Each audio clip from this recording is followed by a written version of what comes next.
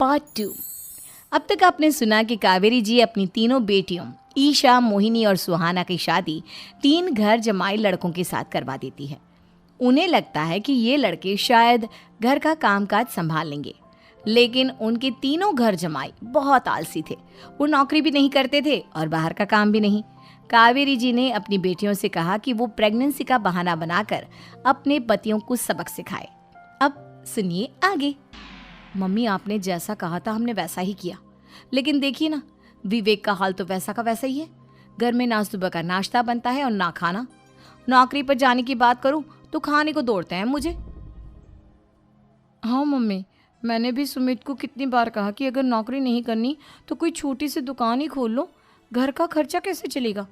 देखो दोपहर के 12 बजने आए और जनाब अभी तक सो रहे हैं। हाँ मम्मी, ईशा और सुहाना ठीक कहती हैं। अविनाश का भी यही हाल है। जब मैंने अपनी प्रेगनेंसी के बारे में कहा तो मुझसे कहने लगा, अरे दूसरी लड़कियां तो 9-9 महीने तक नौकरी करती है, बस डिलीवरी के टाइम छुट्टी लेती है। मोहिनी, तुम भी नौकरी करो। अब मुझे कहाँ नौकरी मिलेगी। मम्मी बताओ अब मैं क्या करूँ।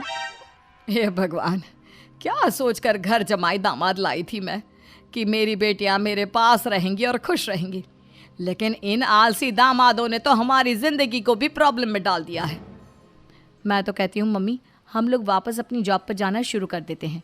बता देते हैं इन लोगों को कि हमने प्रेगनेंसी का बहाना किया है। नहीं नहीं बेटा, ऐसी गलती भी मत करना। अगर तुमने ऐसा किया तो इन तीनों की आदत और ख़राब हो जाएगी। अरे आज नहीं तो कल कभी तो तुम प्रेग्नेंट होगी, तब वापस यही प्रॉब्लम आएगी। तब क्या करोगी तुम तीनों। हाँ मम्मी, आपकी बात तो बिल्कुल सही है। इन लोगों को तो सुधारना ही पड़ेगा। लेकिन कैसे? अपने बच्चों के आने की खबर सुनकर भी इन लोगों पर कोई असर नहीं हो रहा। पैसे कमाने के लिए घर से बाहर निकलना ही नहीं चाहते ये तीनों। अब मेरे दिमाग में एक प्लान आया है। तुम तीनों चिंता मत करो, उन तीनों को बुलाओ, फिर मैं बात करती हूँ। थोड़ी देर बाद कावेरी जी अपने तीनों दामादों को सामने बुलाकर अपनी बात कहना शुरू करती हैं।